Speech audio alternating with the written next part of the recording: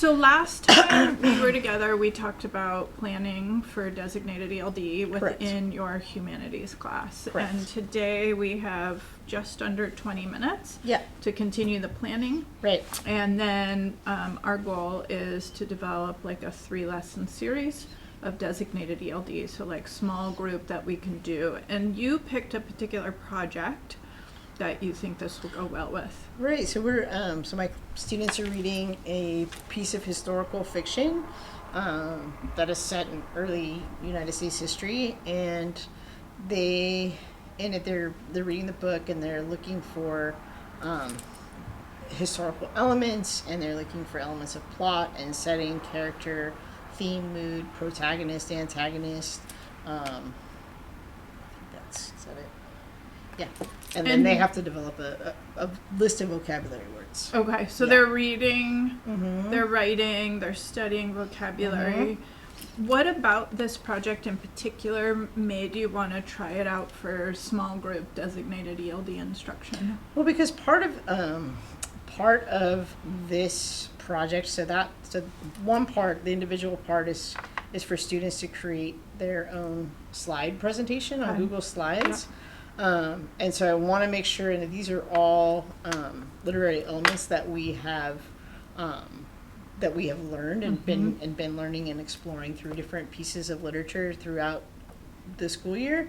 But I really want to make sure that they understand it and are able to analyze a piece of literature that they're reading a little bit more independently. And then also, as a part of the project, there's going to be a fishbowl group discussion in which each of their literature circle groups are going to be discussing these elements in front of the class. And so I want them to have the specific language so that they can be able to successfully participate in that group. After deciding what to teach, Ames took a look at the ELD standards. She'd already thought about her core content and then wanted to look at the small group of English learners and think about the objectives and the materials. Ames chose the standard exchanging information and ideas. Next, she had to figure out where her students are with those skills. So we took a look at the small group of students she had chosen and rated them according to being emerging, expanding, or bridging in those skills. She found that most of her students were in the bridging area of English language development. So when she designed the lesson, it was specifically designed to meet students' needs with those language proficiencies. Earlier, you heard Ames say that she wanted to prepare students for a fishbowl activity, and that before that activity, students would be engaged in small group work, talking about a book that they had read. So we decided to base her lesson in the materials that were already being used. And she had a set of questions ready for all students in the class. However, we needed to figure out scaffolds that the students could use to support their English language development and to give them a leg up when it was time for the fishbowl discussion. So these are the questions the whole class got. And these are the questions that Ames decided to use with her specially selected group of English learners. She had this question sheet in her materials from a previous professional development, and these questions act as scaffolds for the full discussion. Soon we'll watch the lesson that Ames designed. She'll be working with a small group of students. But first, it's important to notice what Ames has done to create an atmosphere in her classroom where she can work with a select group of students while others do their own work. She has a lot of things on the wall that support students' lives and where students come from. But that's not all. Ames has already created a situation where students are accustomed to working together with one another in small groups. So when she pulls a small group in her classroom, it doesn't feel much different from any other day. The lesson that Ames tried lasted just over 10 minutes. So you have your sentence frames and you have the questions. So let's take a look at these sentence frames here. All right, so I want you to choose. So these, look at this in the gray box. We want to make a statement about the climax, right? So as you're looking through those frames, is there one of these statements? You notice one of these statements that you could use? Elijah, how about yours? You agree? Do you agree with? I disagree because I think the climax is when Curzon fights Bellingham. Okay. Why do you think that?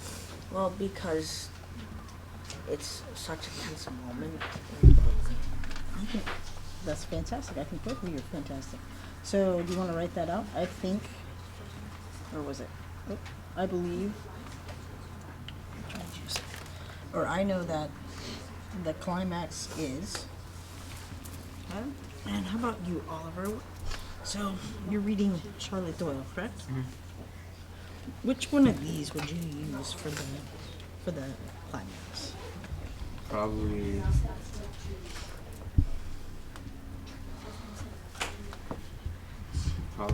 this one. I know that. Okay. So what do you know? Tell me what you know. Rest of the class, how many more minutes do we need? Show me just by finger, show me how many more minutes we need to write our own sentence types out. So I'm seeing between like 3 and 5. So how about like yeah, let's compromise on 4 minutes. Did we pick one?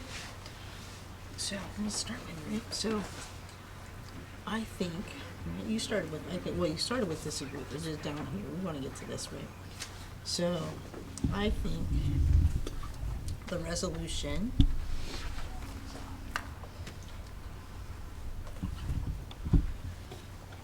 so do you feel like you could finish these last 3 questions? You could come up with use one of the sentence frames? Yeah. Elijah? Yeah. Oliver? Okay. That's what I want you to work on. So I want you to choose a statement. I'm very proud of each and every one of you. You know the book and you're ready to share your ideas. So go ahead and write out your own sentences. Here? I will be right. Yep. Go ahead and write them right there. Yep. On your papers. Okay, so first of all, how did you feel like that went? I felt like it went really, really well. To me, it was insightful. It allowed me to spend time with students that I don't normally get to take at that amount of kind of one-on-one or small group time to really understand their process and how they process language or process a task at hand. So it gave me a deeper understanding, and then I felt like I was able to help them and kind of move them through a process which they may not have gotten to without that direct instruction from me. And did you see a difference, like, in their writing? I don't know their writing, but I could see they were putting down quite a bit on the paper. I saw a lot more of the writing, and I saw a more complete sentence, because normally I would just get fragments, and so this time I got the complete idea. Mm-hmm. And what do you see, like, next, if you were going to take this lesson further, what might be some next steps?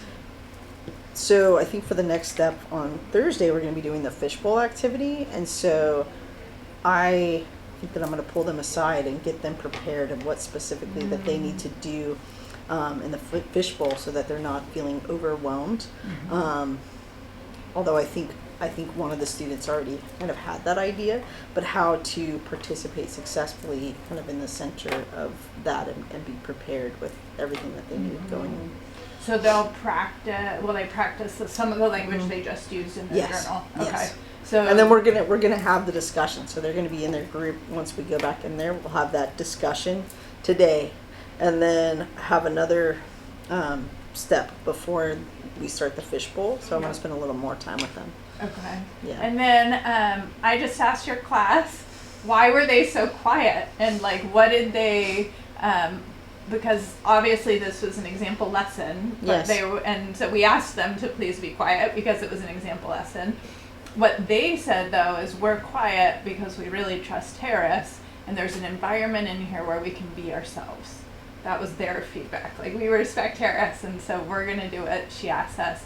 But from your teacher perspective, like, what are a couple things, you don't have to tell us everything, but a couple things you feel like really creates the atmosphere where you could be with a small group and trust that the rest of your class is going to follow through. I've been building that since the first day of class and building that mutual respect and trust. I do trust and respect them, and they in turn trust and respect me. And so, and I try my best to honor their right and opportunity to be themselves. I don't try to silence them or to stifle them. Like I want them to be themselves, but then also learning to be themselves within a greater group, and so learning how to make that work so the group dynamics work. Yeah. Thank you. I know you have a class in there, so I'll let you go.